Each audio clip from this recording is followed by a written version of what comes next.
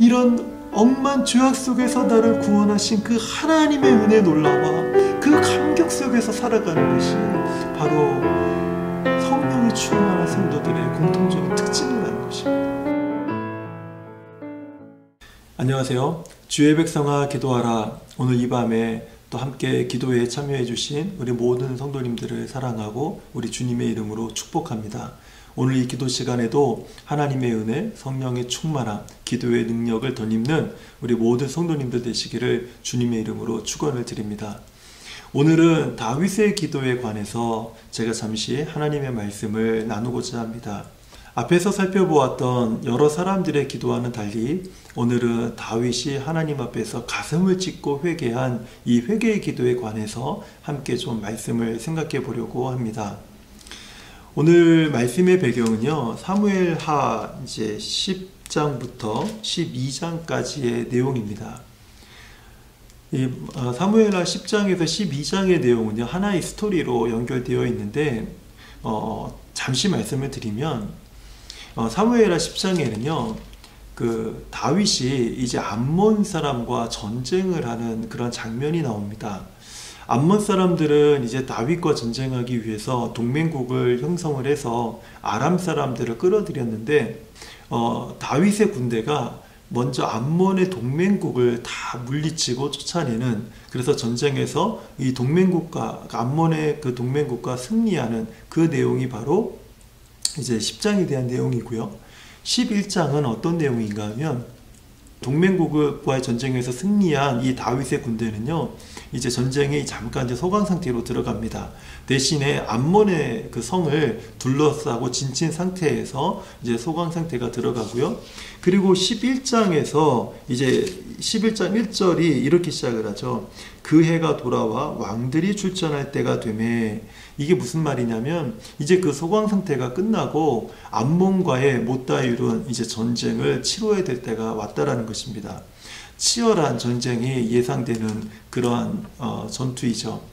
이제 다윗의 군대가 요압을 중심으로 해서 이제 암몬을 향해서 진을 치고 그 성을 둘러싸고 이제 전쟁을 치르는 그런 상황이 이제 바로 11장의 내용입니다. 다윗은 자기의 군대가 이제 암몬의 그 성을 다 둘러싸고 암몬과 그렇게 이제 전쟁을 치를 준비를 하고 치열한 전투를 하고 있는 뭐 그러한 어떤 상황이었던 것 같습니다. 그런데 그런 시기에 저녁 때에 다윗은 예루살렘을 떠나지 않고 오늘 성경을 잠시 보면 뭐 좀 한가하게 저녁쯤에 해가 질 즈음에 이 산책을 하고 있었던 그런 상황이었던 것 같습니다. 그런데 다윗이 이렇게 한가롭게 산책을 할 때 저 아래쪽을 보니까, 성 아래쪽을 보니까 웬 여인이 목욕을 하고 있는 모습이 보이는 것입니다. 그런데 그 목욕하는 그 장면을 보면서 이 다윗의 마음에 정말 이 주체할 수 없는 욕정이 막 이렇게 막 불타오르는 것을 느끼게 되었습니다.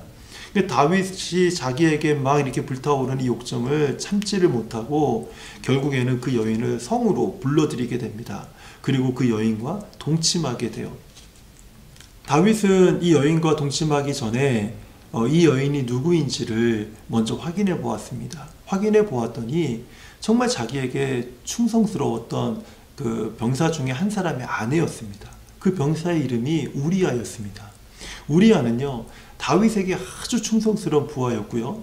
이 여인은 바로 그 아내로서 아주 조숙한 그런 여인이었습니다. 그런 한 가정의 한 아내를 이 다윗이 그 자신의 욕정을 누리지 못하고 그를 궁에다 불러들여 와서 그와 동침하게 된 것입니다.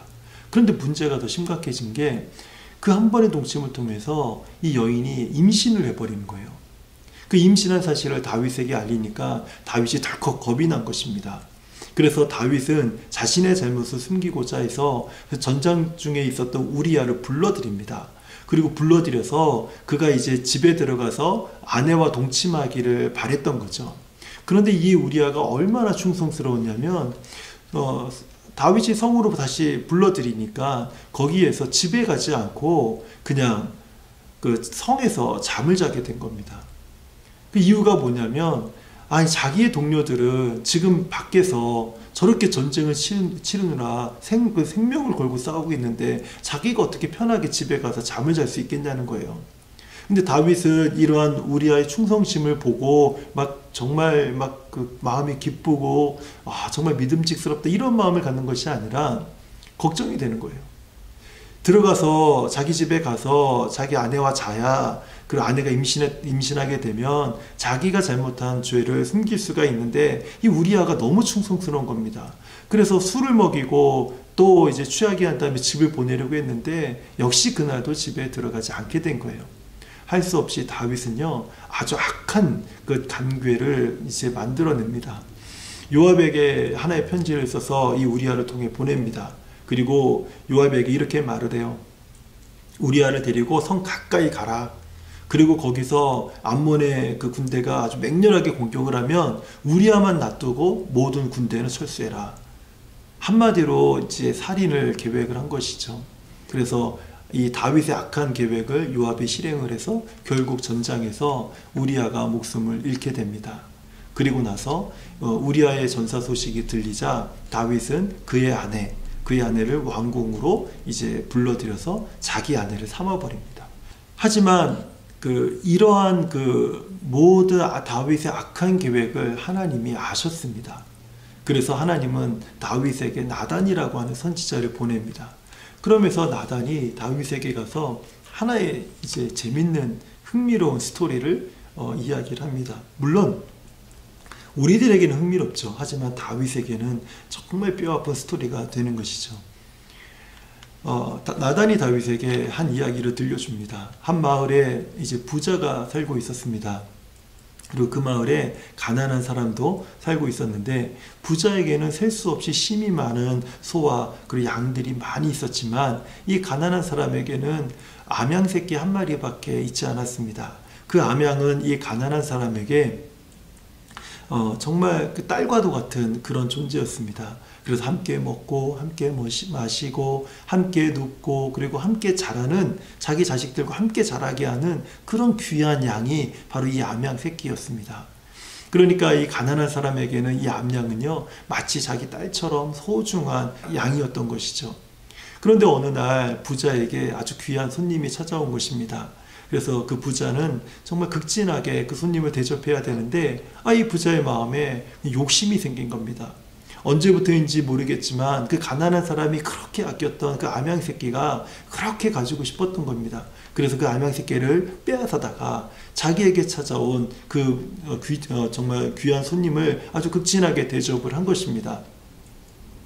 그러자 이 가난한 사람은 얼마나 가슴이 아프고 그 가슴이 좀 고통스럽고 찢어질 만큼 아팠겠습니까? 이제 이런 이야기를 다윗에게 들려주니까 다윗이 막 벌컥 화를 낸 것이죠. 그러면서 나단 선지자에게 이렇게 말합니다. 내가 하나님의 살아계심을 두고 맹세하는데 이 일을 행한 그 사람은 마땅히 죽어야 된다. 이렇게 다윗이 얘기를 하는 거예요. 그러면서 그가 불쌍히 여기지 아니하고 이런 일을 행했기 때문에 그 양 새끼를 4배나 갚아주어야 될 것이다. 이렇게 이야기합니다.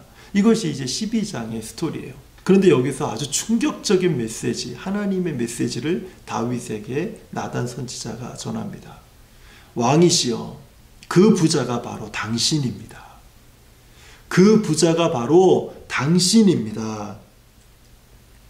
이스라엘 하나님 여호와께서 이와 같은 일을 행한 당신에게 하나님께서 이렇게 말씀하십니다. 네가 어찌하여 여호와의 말씀을 업신여기고 나 보기에 악을 행하였느냐.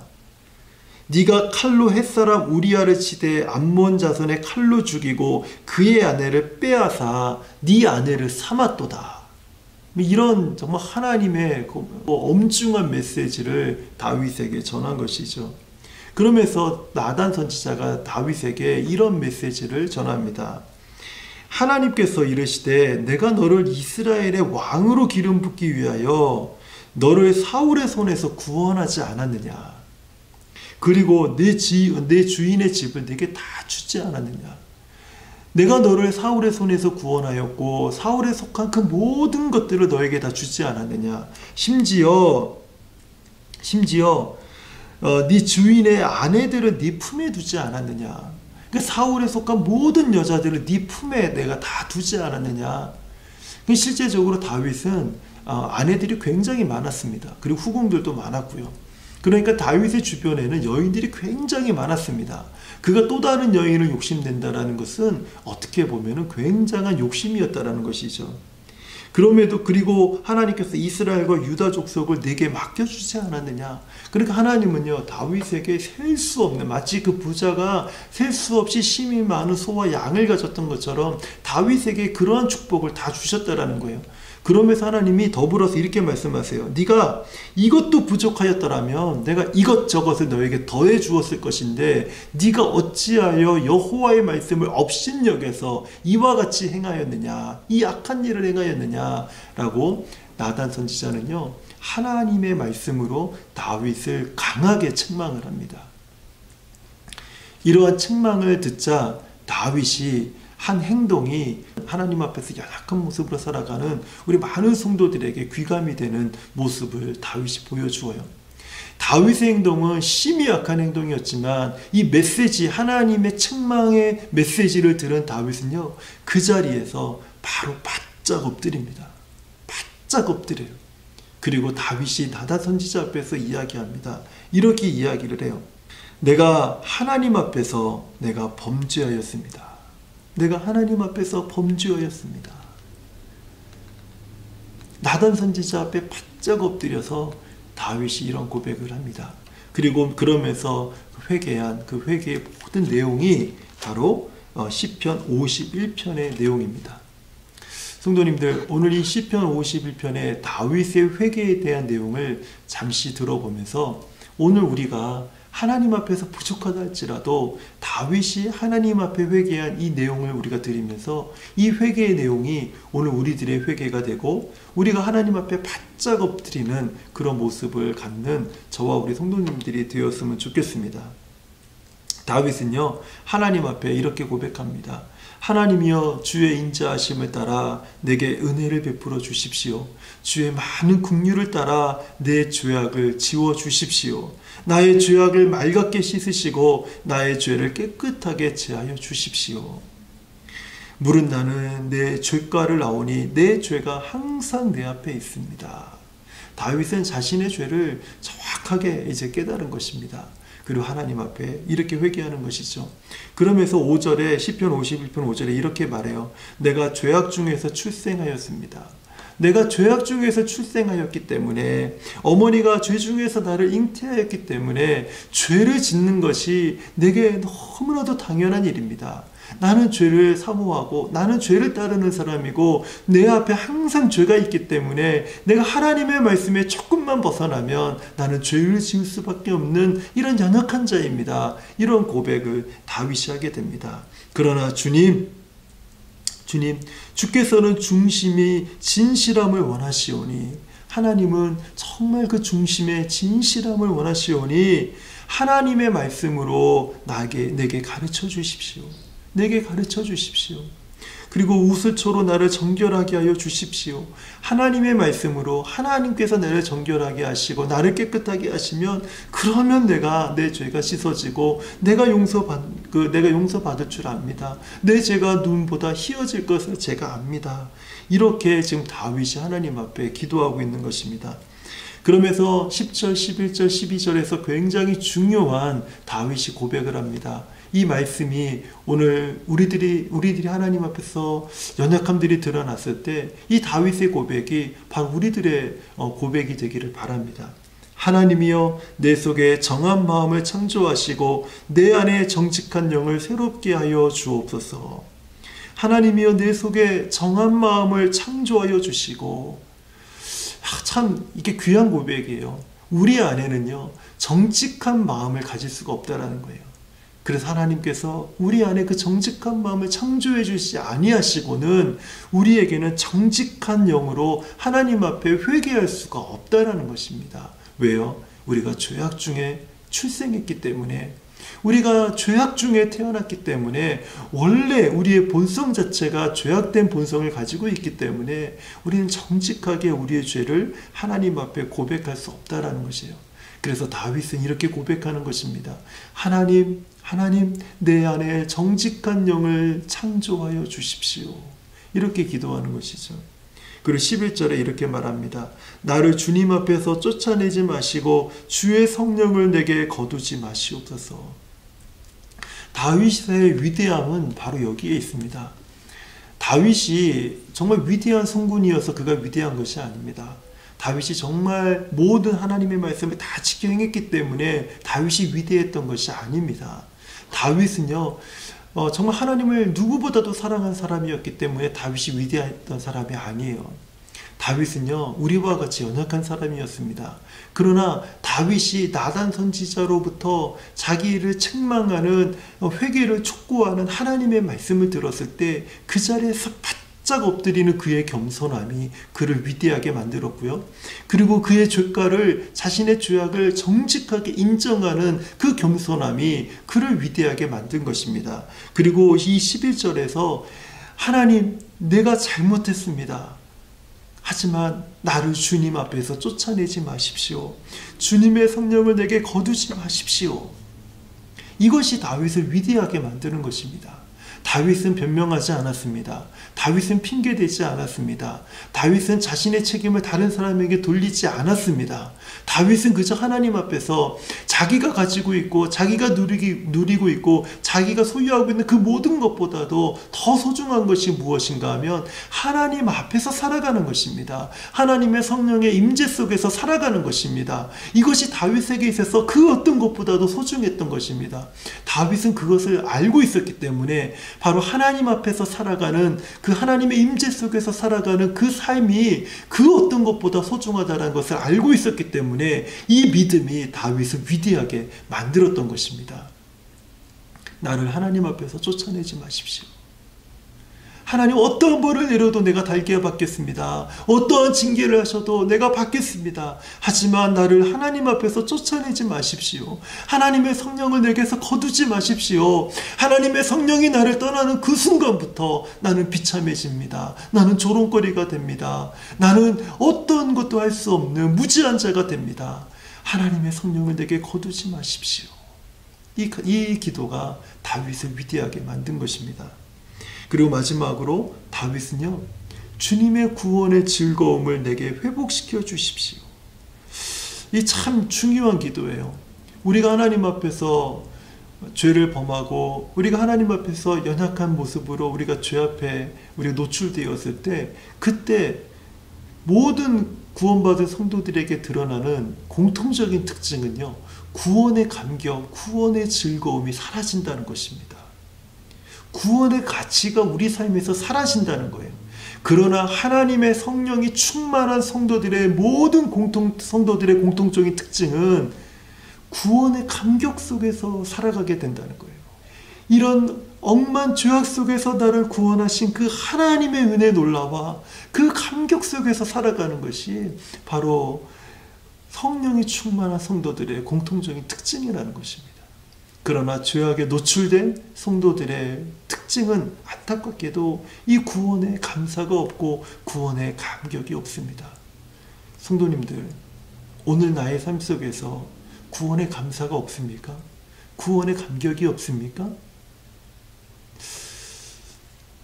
죄송한 얘기지만 저를 비롯해서 우리 모두가 만약에 그런 상황에 있다면 우리는 다윗처럼 진실한 회개를 해야 되는 순간이 바로 지금 이 순간입니다.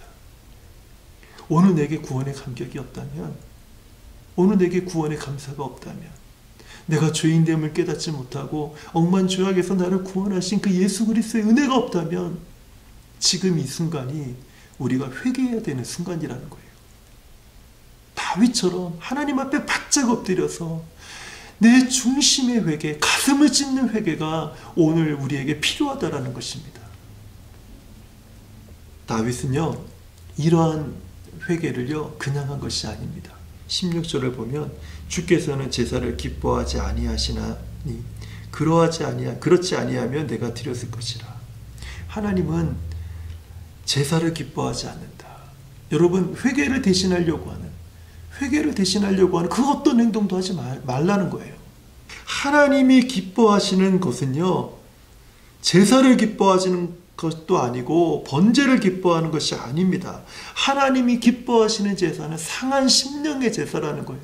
이 상한 심령의 제사가 무엇이냐면 이 우리의 가슴을 찢고 애통하면서 내 죄를 아파하면서 하나님 앞에 회개하는 그것을 하나님이 기뻐하신다는 거예요. 다윗은 이것을 너무너무 정확하게 알고 있었습니다. 이 다윗의 기도는요, 오늘 우리들에게 굉장히 중요한 메시지를 주고 있습니다. 우리는요, 얼마든지 매일같이 죄를 범하면서 하나님이 기뻐하지 않는 행동과 삶과 생각을 얼마든지 하면서 살 수 있습니다.